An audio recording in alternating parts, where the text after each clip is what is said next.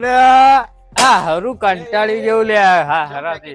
એટલે કંટાળી ગયો કોઈ હેરતું નહીં કશું થતું નહીં એટલે ફેંકીને હારું ફેંકી દઉં કચરામાં એવું મન થઈ ગયું હરાથી